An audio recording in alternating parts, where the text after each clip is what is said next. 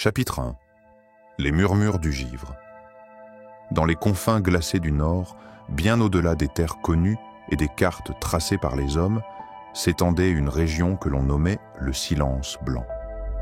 Là-bas, le vent ne portait plus de voix, seulement des soupirs oubliés, et la neige tombait comme du sable sur une horloge brisée. Perché sur un promontoire balayé par les rafales, se dressait le village de Uldar, une poignée de cabanes en bois noirci couvertes de givre. Les toits craquaient la nuit, et les fenêtres, toujours embuées, semblaient garder jalousement les secrets de ceux qui y vivaient. Les habitants de Uldar ne parlaient pas beaucoup. Le froid, disait-on, avait gelé les mots dans leur gorge. Parmi eux vivait Elric, un garçon de 14 hivers, aux yeux couleur de brume et aux cheveux d'un blanc presque spectral. Il était différent. Tandis que les autres enfants jouaient ou apprenaient le métier de chasse ou de pêche. Elric marchait seul le long du fjord gelé, l'esprit tourné vers des choses que nul ne voyait. Chaque soir, lorsque le soleil s'éteignait derrière les montagnes tranchantes et que le ciel s'habillait d'écharpes d'étoiles, Elric quittait la maison de sa grand-mère et montait sur la falaise. Là, il s'asseyait, immobile, et il écoutait. Non pas le vent, ni le cri des corbeaux des glaces, non, quelque chose de plus profond, de plus ancien, comme une plainte sourde à un battement lointain venu du fond de la terre. Sa grand-mère, Hilda, était la dernière conteuse du village. Elle ne parlait que rarement, mais chaque nuit, en nourrissant le feu de quelques branches de genévrier, elle racontait à Elric des histoires d'avant les hommes, d'avant les rois. Il fut un temps, mon enfant, où les dragons parlaient aux arbres et où les montagnes respiraient, disait-elle d'une voix tremblante. Le plus grand d'entre eux était Varine, le dragon blanc. Son souffle pouvait apaiser les tempêtes ou figer les mers. Mais les hommes ont peur de ce qu'ils ne comprennent pas. Alors ils l'ont enfermé, scellé dans une tombe de glace là-haut, au cœur du Val des Soupirs. Elric buvait ses paroles comme un assoiffé. Il imaginait ce dragon colossal, ses ailes repliées sous la neige, son regard de cristal figé dans le sommeil. Il sentait, sans pouvoir l'expliquer, que cette histoire n'était pas un simple conte, que Varine existait et qu'il l'appelait. Un soir, alors que la tempête hurlait depuis 2 jours, Elric rêva. Il se trouvait sur une mer de glace, nue et infinie. Le ciel était noir d'encre, percé d'une seule étoile pâle. Devant lui, une silhouette émergeait lentement de la brume. Un dragon immense, majestueux, d'un blanc lunaire, dont les yeux clos semblaient pleurer du givre. Autour de son cœur, des chaînes d'argent brillaient, incrustées dans une épaisse couche de glace bleutée. Chaque respiration du dragon faisait vibrer l'air autour de lui, comme une note d'orgue ancienne. Et dans le silence oppressant du rêve, une voix profonde et lente retentit. « Réveille-moi ». Elric s'éveilla en sursaut, le front perlé de sueur glacée malgré le feu de la cheminée. La cabane était silencieuse, trop silencieuse. Il se leva, sortit et sentit immédiatement que quelque chose avait changé. Le vent s'était tu. Le village tout entier semblait figé. Aucun cri, aucun grincement. Même les flocons avaient cessé de tomber. Et là, au loin, au sommet d'une montagne solitaire que personne ne gravissait, une lueur pâle brillait. Loin, très loin, mais bien réelle. Le cœur d'Elric battait plus fort. Il savait, ce n'était pas un rêve, c'était un appel. Le premier d'une longue série. Chapitre 2. L'œil de givre. Le lendemain matin, Elric ouvrit les yeux bien avant l'aube. Sa poitrine semblait lourde, comme si un poids invisible appuyait sur son cœur. Il restait étendu, écoutant le silence pesant qui régnait autour de lui. Dehors, les premières lueurs bleutées du matin filtraient à peine à travers les peaux tendues sur la fenêtre. Il se leva sans bruit, enfila ses bottes fourrées et couvrit ses épaules d'un manteau de laine épaisse. Il s'arrêta un instant devant la cheminée où les braises mouraient lentement. Sa grand-mère dormait dans la pièce d'à côté, son souffle faible mais régulier. Avant de sortir, il prit une vieille amulette suspendue au mur. Un morceau d'obsidienne noire en forme d'œil, cerclé de fer forgé. Son père la lui avait laissée, bien des années auparavant, avant de disparaître dans les montagnes. Elric ne l'avait jamais portée, jusqu'à ce matin. Dehors, la neige craquait sous ses pas. Le froid mordait sa peau, mais il n'y prêtait guère attention. Son regard était fixé au sommet lointain qu'il avait vu briller dans la nuit. La dent d'Iscalde, une montagne redoutée même des plus vieux chasseurs. On racontait qu'elle dévorait ceux qui osaient en approcher. Aucune bête n'y chassait, aucun oiseau n'y nichait. Mais Elric, lui, sentait l'appel y résonner de plus en plus fort. Il grimpa les premiers contreforts de la montagne, alors que le jour naissait à peine. Le ciel était pâle, presque translucide, et le vent s'était remis à souffler, plus doux, comme une respiration.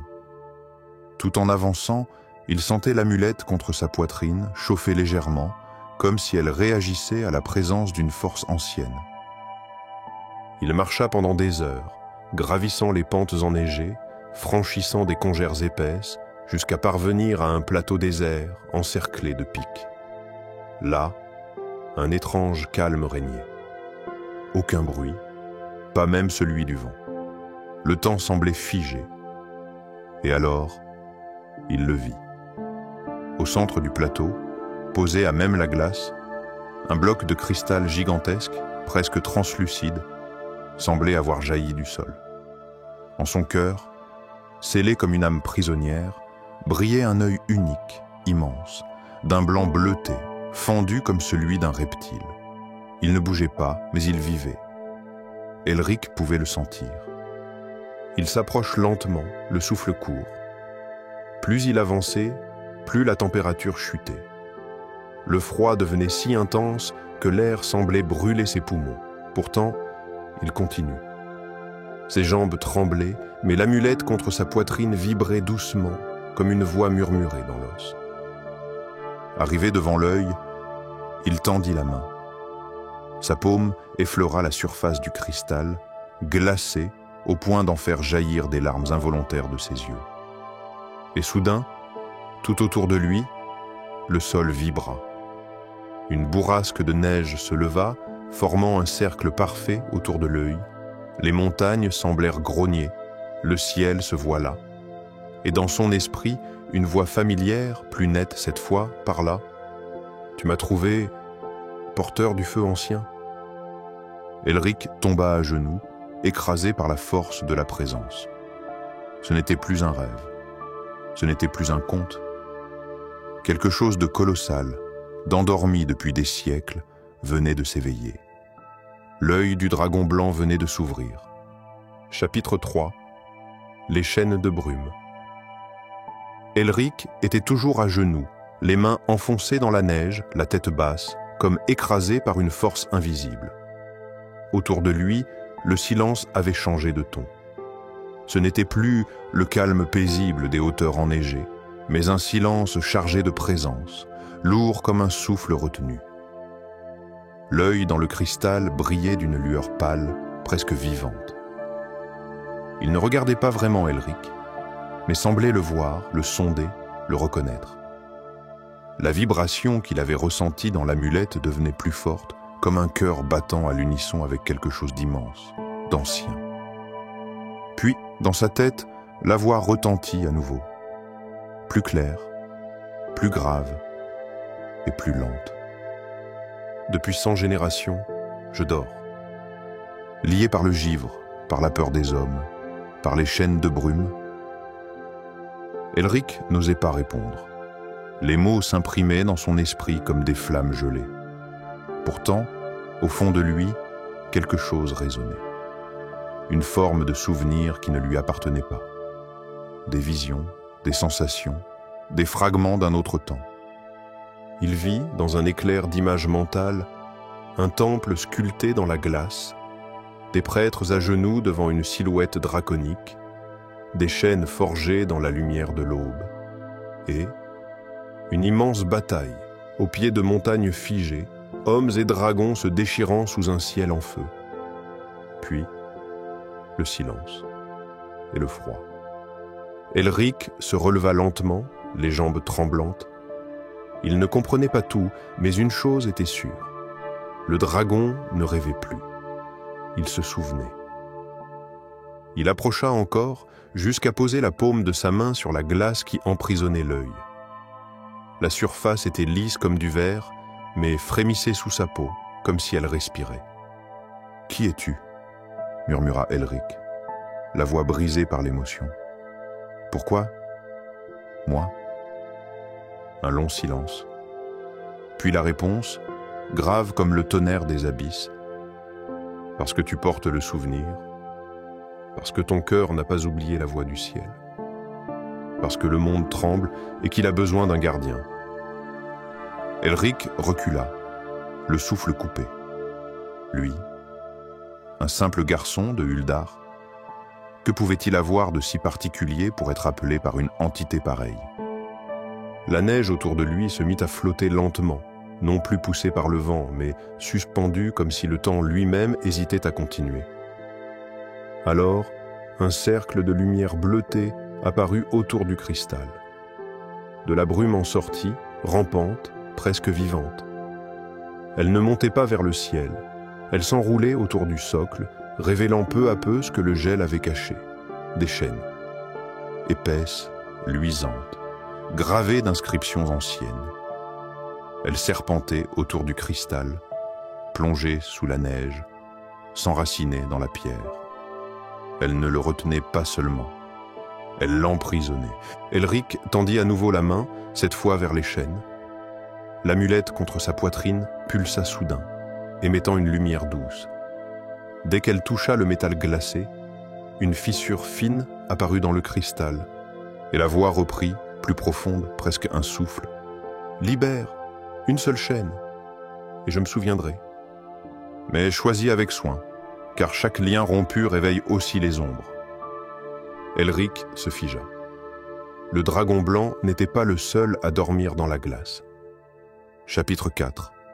Le premier lien. Autour du cristal, les chaînes vibraient. Elles n'étaient pas simplement forgées d'acier ou de magie, elles semblaient vivantes, presque conscientes. Chaque maillon brillait d'un éclat différent, certains d'un bleu pâle, d'autres d'un gris fumé, et l'un d'eux, tout en haut, d'un blanc éclatant, comme s'il était fait de lumière condensée. Elric restait immobile, la main suspendue, l'amulette battant contre sa poitrine comme un second cœur. Il sentait l'énergie de chacune de ces chaînes. L'une semblait chaude et douce comme un souvenir d'enfance. Une autre, froide comme un adieu. Une troisième pulsait avec violence comme un avertissement silencieux. Il comprit alors que chacune d'elles scellait un souvenir, une mémoire du dragon, mais aussi une ombre, un fragment de son passé ou de sa colère. « Choisis avec soin », murmura-t-il, se rappelant les mots du dragon. Un seul lien pour l'instant. Il ferma les yeux. Il se concentra non pas sur la lumière ni sur le pouvoir, mais sur la douleur qu'il avait ressentie plus tôt. L'impression d'une solitude ancienne, d'un isolement forcé.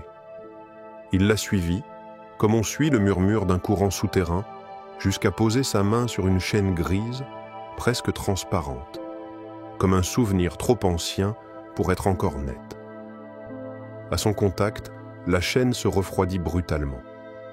Mais l'amulette brilla, absorbant le froid sans faiblir. Puis un craquement sourd, un éclair de lumière. Et la chaîne céda, se brisant net dans un sifflement aigu, comme le cri d'un oiseau que l'on égorge dans le silence. La neige autour du cristal se souleva d'un seul coup, formant un nuage tourbillonnant. Elric tomba à la renverse, le souffle coupé. Et alors, il vit. Des visions, rapides et violentes, le traversèrent comme des éclairs dans une nuit sans lune. il vit une grande plaine gelée, baignée de lumière lunaire. Le dragon blanc, majestueux, planait au-dessus d'un champ de ruines. Autour de lui, des silhouettes humaines s'avançaient, les bras levés, implorant non pas la peur mais le salut, des enfants malades, des terres desséchées, des temples détruits. Le dragon descendait lentement, immense, ses ailes formant un dôme protecteur. Il soufflait sur les terres, et là où passait son givre sacré, la terre reprenait vie, les plaies se refermaient, la paix renaissait. Puis une autre vision, un roi couronné d'obsidienne, le regard dur, fixant le dragon depuis un trône sculpté dans la pierre. Tant que tu vivras, je ne régnerai jamais seul. Et dans ses yeux, une peur immense, celle du peuple qui aime un gardien plus qu'un souverain. Enfin, une trahison, des chaînes forgées dans la lumière du matin, des prêtres agenouillés, une incantation maudite, et le dragon tombant lentement comme abattu par un sommeil forcé. Elric ouvrit brusquement les yeux, haletant. Il était à nouveau seul sur le plateau. Le cristal brillait d'une lumière plus vive maintenant, et l'œil le regardait. Non, il le voyait, et dans sa tête, la voix s'éleva à nouveau, plus forte, plus claire.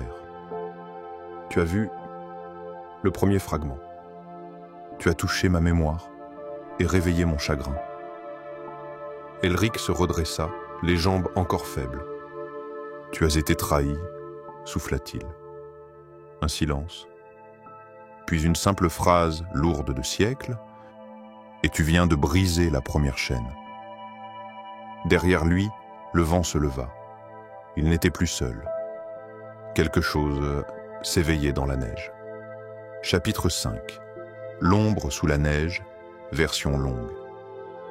Le vent se leva comme un soupir ancien venu du fond du monde. Ce n'était pas un simple courant d'air glacial comme ceux qui parcouraient les montagnes de Uldar. Non, c'était un souffle lourd, vibrant, porteur de présences oubliées. Elric se tenait debout, figé, face au cristal encore illuminé de la mémoire du dragon. La chaîne qu'il avait brisée gisait au sol, brisée en éclats de givre sombre, comme si elle avait été rongée de l'intérieur. Il avait réveillé un fragment. Il avait réveillé Varine, mais pas seulement. Quelque chose s'agitait dans l'air, une sensation oppressante, une lourdeur invisible qui s'épaississait autour de lui. Le silence s'était mué en menace. Il n'était plus naturel. Plus rien ne l'était. Elric recula lentement, chaque pas laissant une empreinte nette dans la neige, tandis que son regard balayait les alentours. Les pics blancs autour du plateau semblaient s'être rapprochés. Ou peut-être était-ce le ciel qui s'était abaissé. L'air lui-même paraissait se contracter, comme si le monde entier retenait son souffle. Puis il vit la neige bouger. D'abord, ce fut imperceptible. Une ondulation lente, presque paresseuse, comme une respiration sous la poudreuse. Puis, les monticules blancs se mirent à frémir, à s'enfoncer lentement. Des fissures s'ouvrirent en silence, et un liquide noirâtre, plus visqueux que de l'encre, s'écoula doucement, absorbant la blancheur comme une tache d'huile sur du parchemin. De cette noirceur surgit une forme. Elle se dressait lentement, lentement, comme si elle se dépliait depuis l'intérieur même de la montagne. Haute, voûtée, la silhouette semblait tissée de brume et d'ombre. Aucune lumière ne se reflétait sur elle. C'était une absence pure, une fracture dans la réalité. Ses bras étaient trop longs, ses doigts effilés se terminaient en griffes translucides, et son torse, à peine visible, était parcouru de nervures brillantes comme des veines de glace morte. Mais c'étaient dit ces yeux qui figèrent Elric sur place. De fentes jaunes, inhumaines, fixes et voraces. Des yeux qui ne clignaient pas, qui ne jugeaient pas, mais dévoraient. Et lorsqu'elle ouvrit la bouche, ce ne fut pas un cri qui en sortit, mais un silence plus profond encore, un vide sonore qui fit reculer le vent lui-même. Aucun son ne pouvait survivre à sa présence. Même le cœur d'Elric sembla hésiter à battre. L'amulette, jusque-là tiède contre sa poitrine, se mit soudain à brûler comme une braise blanche. Une lumière s'en échappa, douce mais ferme, et forma un mince halo autour de lui. L'ombre s'arrêta, sifflant doucement, reculant d'un pas, comme repoussée par cette clarté. Mais elle n'était pas détruite, seulement contenue. La voix du dragon résonna dans son esprit, plus rapide, presque urgente cette fois. Elle était née de mon oubli, une mémoire pourrie par les siècles. Un fragment de moi-même qui s'est tordu dans l'obscurité. Tu as brisé un lien, tu as rouvert une plaie.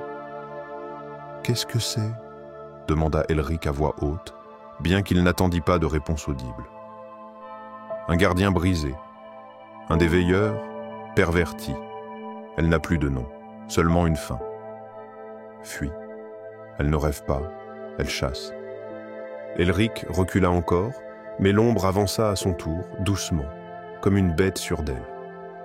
Chaque pas qu'elle faisait laissait dans la neige une marque noire, et derrière elle, les cristaux fondaient, laissant place à un sol stérile, glacial et sans vie. Il n'avait plus le choix. Il se retourna brusquement et se mit à courir. Ses bottes s'enfonçaient dans la neige épaisse, ses jambes peinaient à le porter tant l'air était devenu dense. Derrière lui, il entendait le glissement visqueux de l'ombre qui le poursuivait, non pas rapidement, mais inévitablement. Et alors, une vision. Un lieu se dessina dans son esprit comme un souvenir qu'on n'a jamais vécu. Un temple accroché à la falaise, sculpté dans la pierre blanche, surplombant une mer figée par le froid. Un escalier infini, une arche gravée de runes anciennes, et une chaleur étrange, familière. « Va au temple du premier souffle », dit la voix de Varine. « Là-bas tu sauras qui tu es. » Mais ce lieu était loin, peut-être à des jours de marche, ou plus, et l'ombre ne comptait pas attendre. Elric dévala la pente, glissant parfois sur les rochers glacés, se blessant les mains contre la glace. Il ne se retourna pas. Il savait qu'elle était là, juste derrière, à la lisière de sa conscience, avançant toujours, sans un son. Le vent sifflait à ses oreilles, la neige lui fouettait le visage. Mais il courait sans s'arrêter, fuyant non pas une créature, mais un fragment de la mémoire du monde, un écho noir de quelque chose qu'il n'avait pas encore compris. Il ne savait pas combien de temps il courut. Mais quand il s'arrêta enfin, les jambes cédant sous lui, le souffle coupé, il n'était plus sur le plateau. Il était dans une vallée sombre, entourée de pics immenses. Et dans le ciel, pour la première fois depuis des jours, aucune étoile n'était visible. Chapitre 6. La vallée sans étoiles. Elric resta là, à genoux dans la neige froide, le souffle court et les mains enfoncées dans la poudreuse gelée. Tout son corps tremblait, pas seulement à cause du froid, non, mais à cause du silence. Un silence si épais, si absolu, qu'il en devenait presque tangible. Il n'y avait ni vent, ni bruit d'animal, ni même le craquement familier de la glace sous ses genoux, comme si le monde autour de lui s'était retiré. Et dans le ciel, il n'y avait rien, pas une étoile, pas la moindre lumière céleste. Une obscurité oppressante, totale, étouffait les hauteurs. Pourtant, il n'y avait aucun nuage. Le ciel était simplement vide. Il leva lentement les yeux. La voûte céleste semblait avoir été dérobée ou arrachée comme une peau, remplacée par une toile noire où aucune lueur ne survivait. Il n'avait jamais vu cela, pas même dans les pires nuits d'hiver. Et pourtant, il se sentait observé, scruté, comme si des yeux invisibles le fixaient depuis cette obscurité. Il se força à se lever. Autour de lui, la vallée était étroite, encadrée de falaises abruptes. Des arbres morts, noirs et noueux, poussaient ici et là, tordus par le vent d'un autre âge.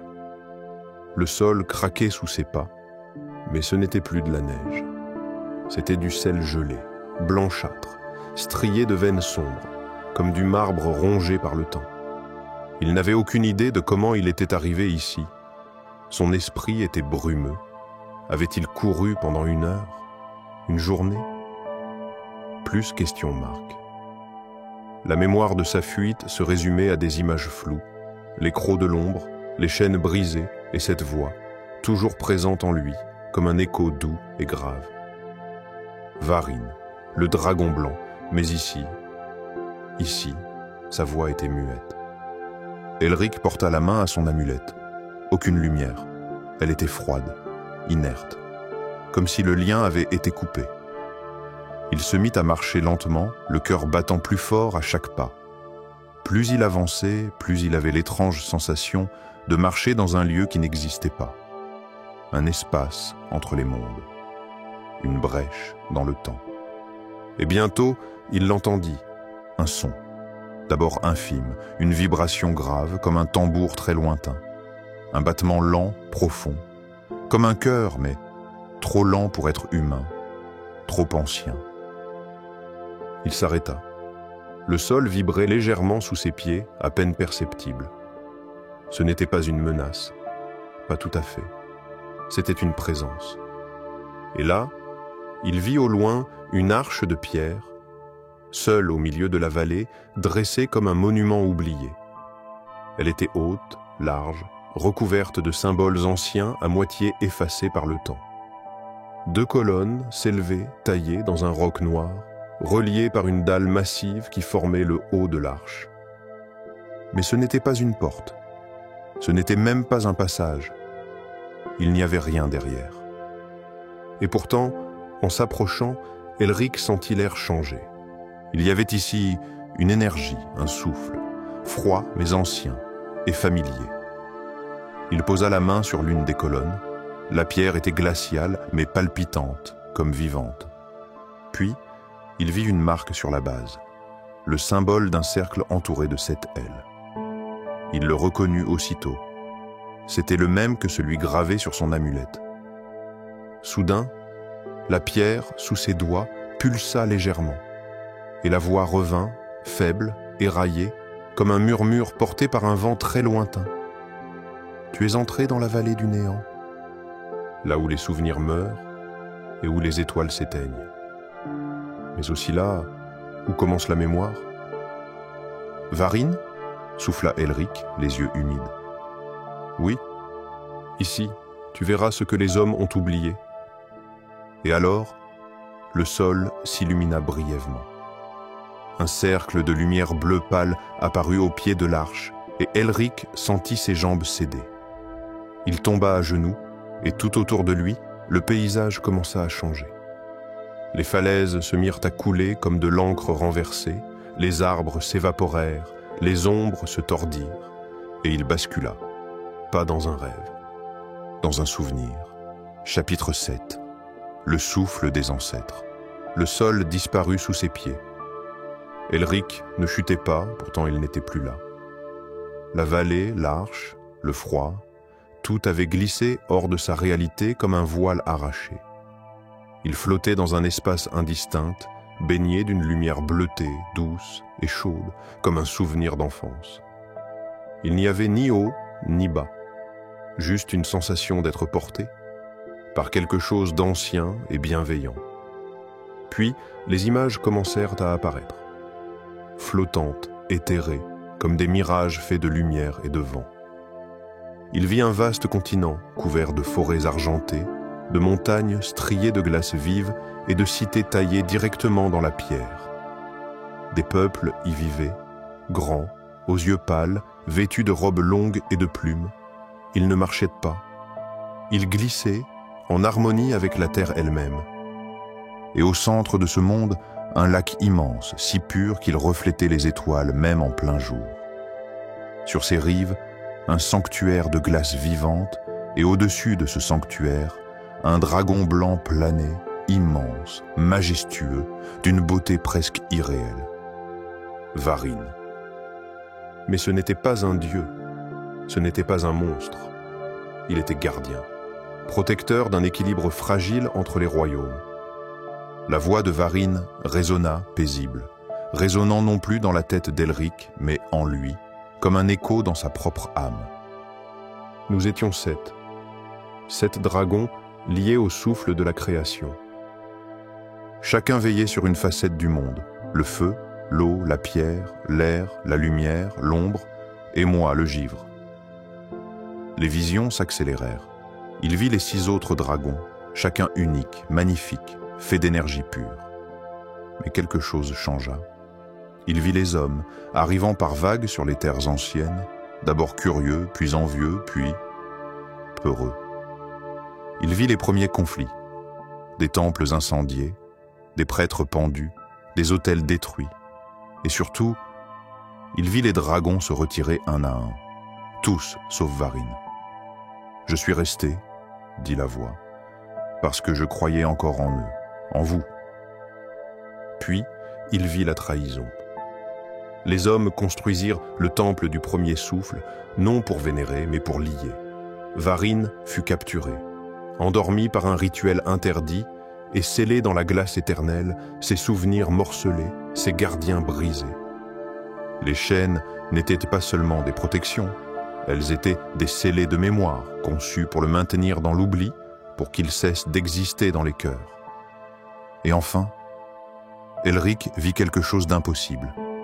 Il vit lui-même, pas comme il était aujourd'hui, mais dans une autre vie, une vie ancienne. Il était vêtu d'une cape blanche, le front marqué du symbole de l'œil ailé. Il se tenait devant Varine, les mains levées, chantant des mots oubliés, des mots de paix, de lien, de promesse. Tu étais mon pont vers les hommes, tu étais le lien. Et tu l'es de nouveau, Elric.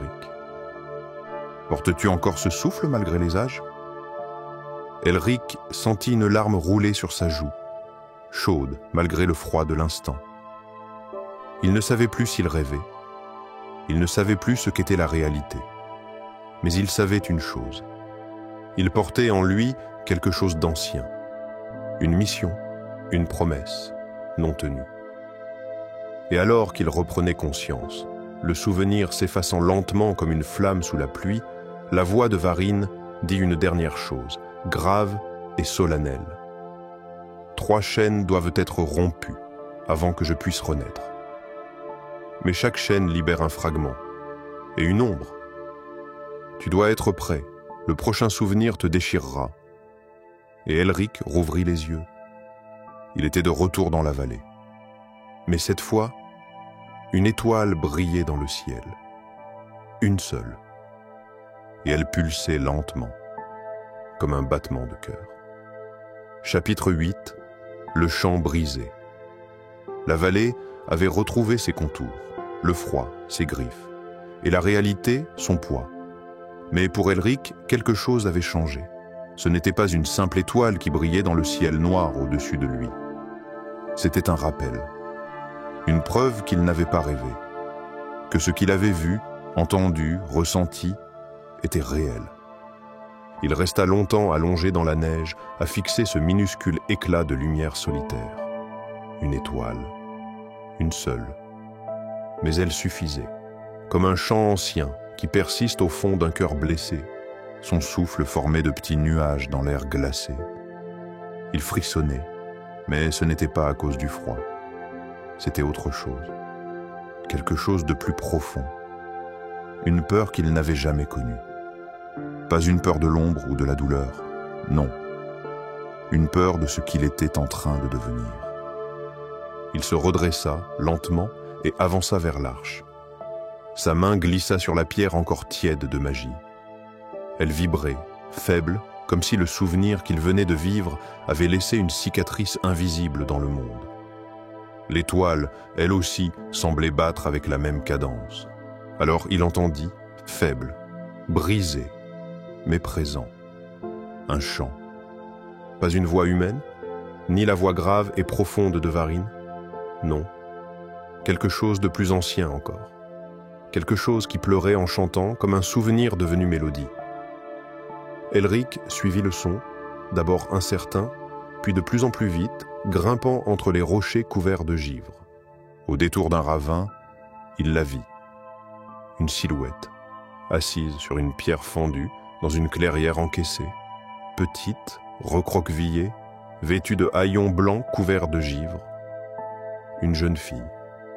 Elle avait le visage caché sous une capuche et chantait doucement, les mains posées sur ses genoux. Elric s'approche, à pas lents. Le chant s'interrompit. Elle releva la tête. Ses yeux n'étaient pas humains, argentés, lumineux, translucides, comme faits d'eau gelée.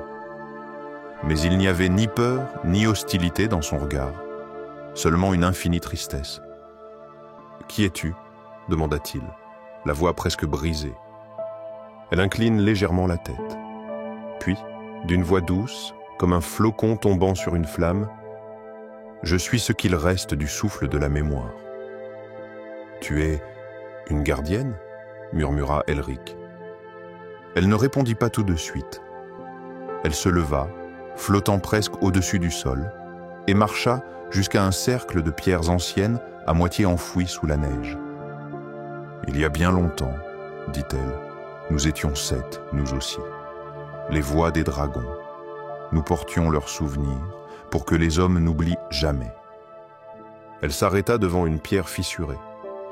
La neige s'y écartait comme repoussée par une force invisible. Dessus était gravé le symbole du givre, un cercle divisé par un cristal. Puis les hommes ont cessé d'écouter. Ils ont voulu dompter ce qu'ils auraient dû honorer. Alors les chants sont morts, un à un, et moi, je suis restée, prisonnière du dernier souffle. « Pourquoi me montrer cela maintenant » demanda Elric. Elle s'approcha, très près.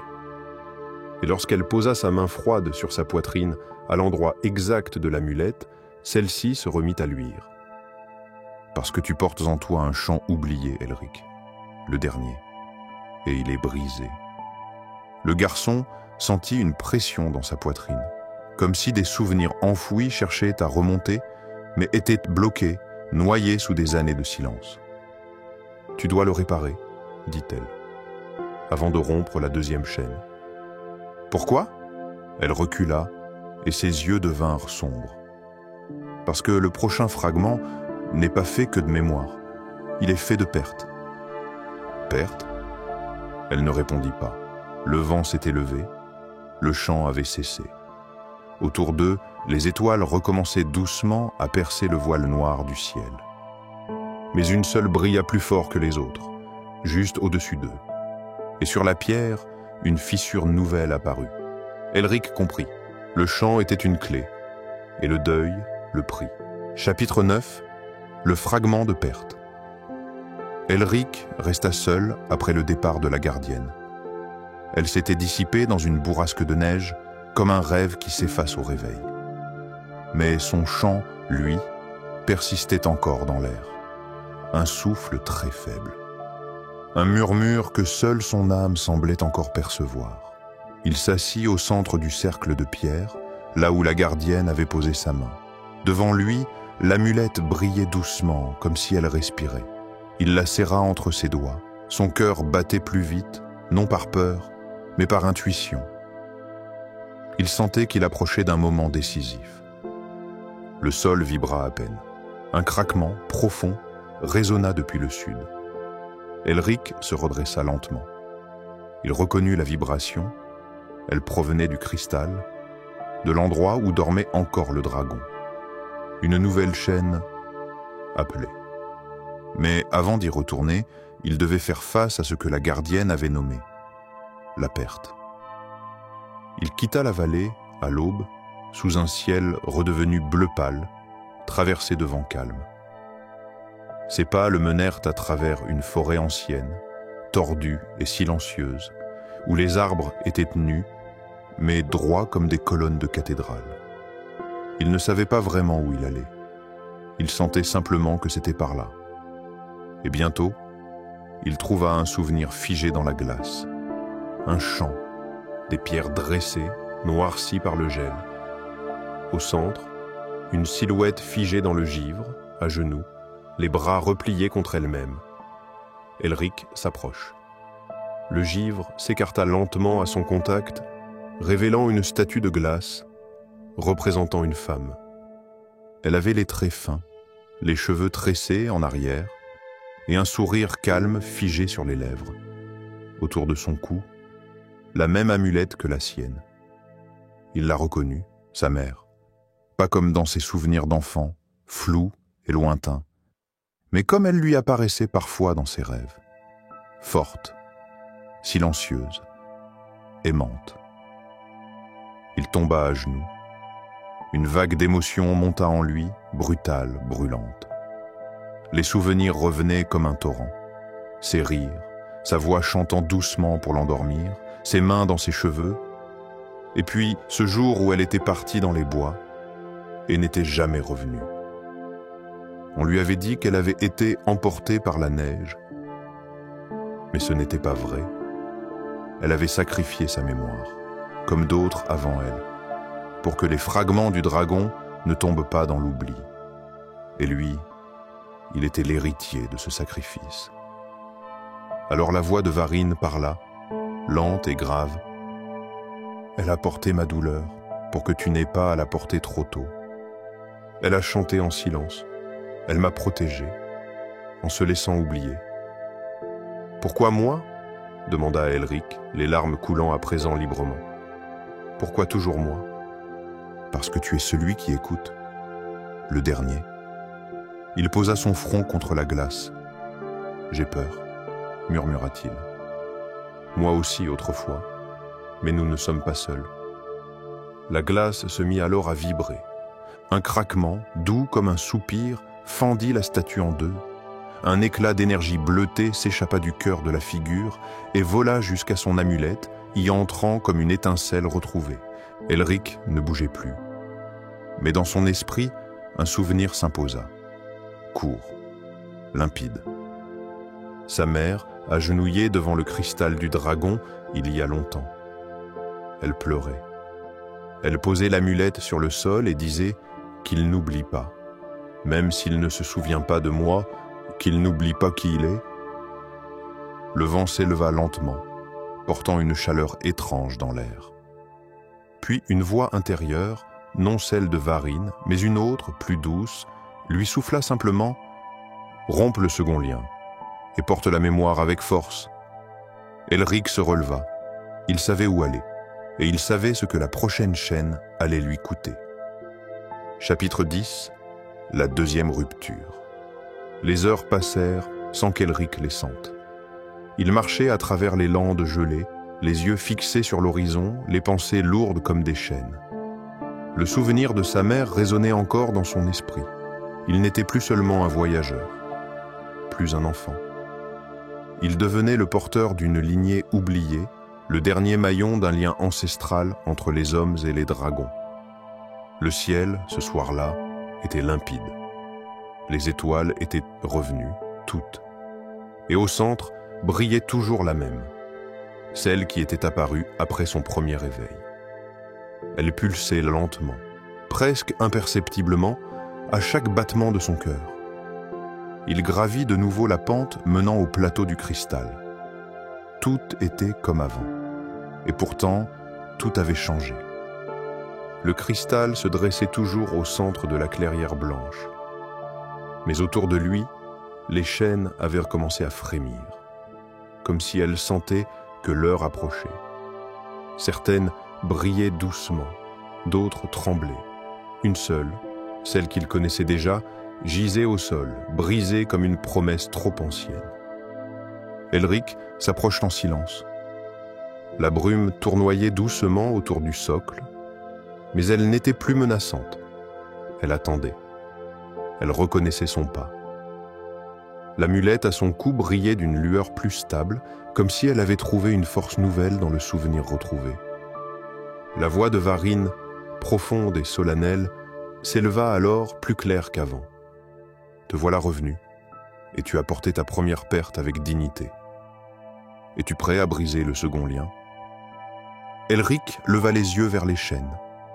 Il les voyait différemment maintenant.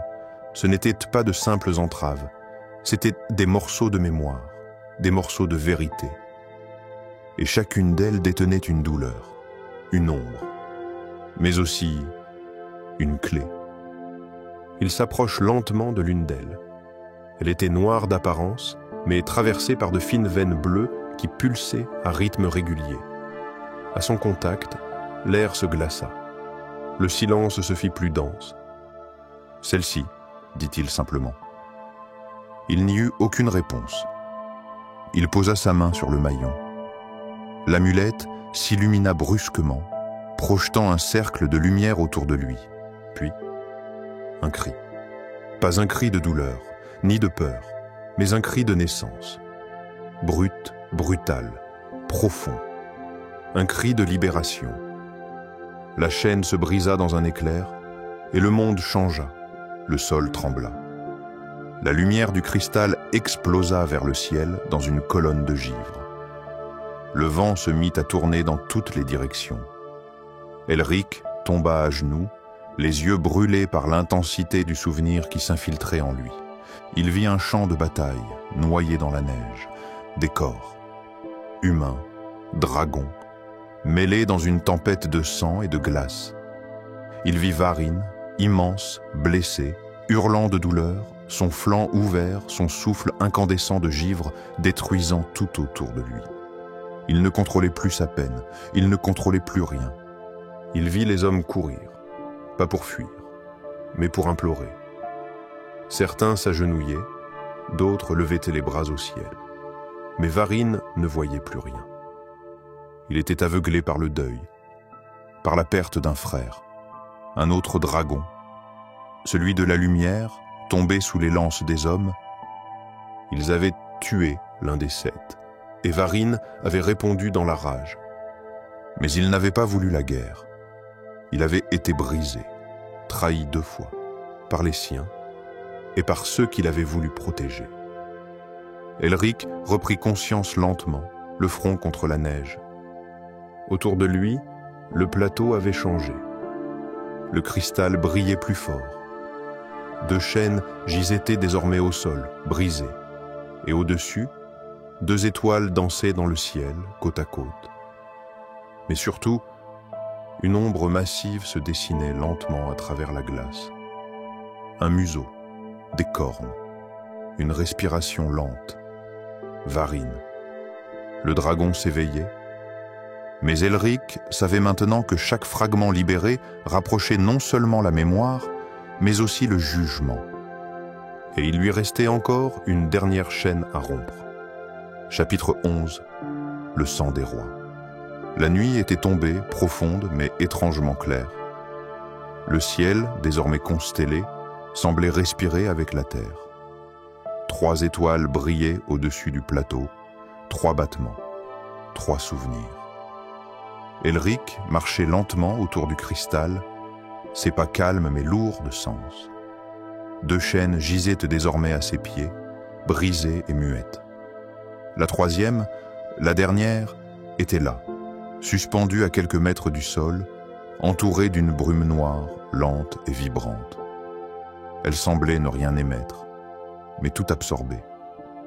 Il savait. Sans qu'on le lui dise, il savait que ce lien-là n'était pas seulement un fragment de mémoire. C'était le cœur du pacte brisé entre Varine et les hommes. C'était l'origine du gel, le début du silence, le point de non-retour.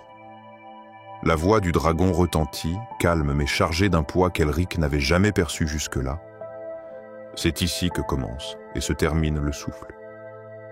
Ce souvenir est le plus ancien et le plus douloureux. Es-tu prêt à le porter jusqu'au bout? Elric ferma les yeux. Il voyait déjà des éclats, des images confuses, rien qu'en se tenant près de la chaîne.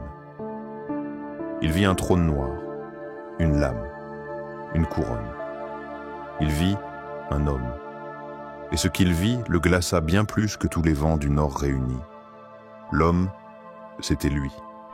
Pas Elric tel qu'il était aujourd'hui, mais une vie antérieure. Un souvenir enfoui au fond de son âme. Il portait une couronne d'argent, un manteau de plumes de givre. Il était un roi, le dernier roi du pacte ancien. Et il se tenait devant Varine, une lame à la main. « Non, » murmura Elric, « ce n'est pas possible. mais il savait que c'était vrai. La troisième chaîne était son propre souvenir, son ancienne trahison. Le monde vacilla. Il posa la main sur la dernière chaîne. L'amulette pulsa d'un éclat violent. Une lumière rouge sang traversa l'air. Et dans une onde de choc, la chaîne se brisa. Sans un bruit, tout bascula. Il se vit debout dans une salle de glace entourée de gardes et de mages. Tous portaient le même regard, froid, décidé. Et devant eux, Varine, immense, majestueux, mais las. « Vous n'avez plus besoin de moi, disait Varine. Vous avez grandi, appris, conquis, et maintenant vous voulez me faire taire. » Le roi s'avança. Elric, l'ancien Elric. Tu es trop puissant, trop aimé, tu fais peur. Même sans vouloir nuire, tu pourrais détruire tout ce que nous avons bâti. Nous avons besoin de liberté, Varine, d'indépendance, de silence. Et vous croyez qu'en me liant, vous aurez la paix? Nous le devons, pour nos enfants, pour l'avenir. Et il leva la lame. Mais Varine ne résista pas. Il s'abaissa, il ferma les yeux, et la glace commença à monter autour de lui. Pas un cri, pas une plainte, seulement une déception infinie. Elric rouvrit les yeux. Il était agenouillé dans la neige, en larmes. Le vent s'était arrêté. Devant lui, le cristal entier se fissurait lentement, comme une coquille trop longtemps scellée. Des craquements profonds résonnaient sous ses pieds. Et à l'intérieur, une ombre blanche se redressait. La voix de Varine s'éleva une dernière fois, plus douce que jamais. « Tu m'as lié et tu m'as libéré. Me pardonneras-tu comme je t'ai déjà pardonné ?» Elric ne répondit pas, il n'avait plus les mots. Il leva simplement les yeux vers le ciel. 4 étoiles brillaient maintenant, et il sut que le dernier chapitre serait celui du choix. Chapitre 12, le réveil du givre. Le monde retenait son souffle. Autour d'Elric, la neige avait cessé de tomber. Le vent s'était tu. Même le ciel, autrefois noir et infini, semblait suspendu, comme si le temps lui-même attendait une réponse. Le cristal, immense, vibrant, se fissurait lentement. Chaque craquement dans la glace résonnait dans la montagne comme un tambour ancien, réveillant les échos d'un monde oublié. Des éclats de lumière blanche jaillissaient entre les brisures, illuminant le plateau d'une clarté surnaturelle. Et au centre de cette lumière, Varine se relevait, le dragon blanc, majestueux, silencieux, éveillé. Son corps, immense et élégant, semblait fait de brume et de givre mêlés. Ses ailes repliées portaient encore les cicatrices du sommeil forcé. Mais ses yeux brillaient comme 2 lunes. Il ne fixait pas Elric avec colère, ni même avec jugement. Il le regardait avec tendresse. Elric, encore à genoux, serrait l'amulette contre sa poitrine. Il n'avait plus de force, pas de mots. Seulement ce silence intérieur, celui qu'on ressent quand tout ce qui devait être dit l'a été. Varine s'approcha. Son souffle glacé parcourut la vallée, mais au lieu de brûler, il réchauffait l'âme. La neige se mit à danser autour de lui, formant des spirales douces, comme les bras d'un rêve ancien qui s'éveille doucement. Tu as porté mes chaînes, tu as porté mes souvenirs. Tu as accepté ta faute et ta vérité. Le monde a oublié, mais toi, tu as écouté. Elric releva lentement la tête. Les larmes s'étaient figées sur ses joues, formant 2 cristaux brillants. « Et maintenant ?» demanda-t-il dans un souffle. Varine s'éleva d'un mouvement lent, ses ailes déployées vers les cieux, puis il répondit « Maintenant, je ne dors plus, mais je ne détruirai rien. Je veillerai, silencieusement, comme avant. Grâce à toi, le monde se souviendra à nouveau. » Elric sentit alors quelque chose se briser en lui. Non pas une douleur, mais un poids, ancien, trop longtemps porté. Il était libre. Et avec cette libération, une paix immense descendit sur lui. Varine leva la tête. Il poussa un souffle long et profond, un souffle si pur, si vaste, qu'il semblait laver la montagne entière. Le ciel s'illumina. Les 4 étoiles devinrent 7. Et dans ce souffle, le monde entier se souvint. Des arbres oubliés bourgeonnèrent à nouveau. Des rivières gelées depuis des siècles reprirent leur cours. Et dans les cœurs des hommes, une musique douce se réveilla. Le souffle du givre. Celui que portaient autrefois les conteurs, les rêveurs, les gardiens. Elric ferma les yeux. Le vent dans ses cheveux n'était plus glacial. Il était doux, presque maternel. Il sentit ses paupières devenir lourdes. Sa respiration se calmait. Il entendit une dernière fois la voix de Varine. « Dors maintenant. Tu as éveillé le monde. Il est temps que tu rêves. » Et dans la neige paisible du nord, alors que le ciel redevenait clair et que les étoiles dansaient lentement, Elric s'endormit, apaisé, libéré, entouré par le souffle des anciens. Et le dragon blanc veilla sur lui jusqu'au dernier flocon. Financial.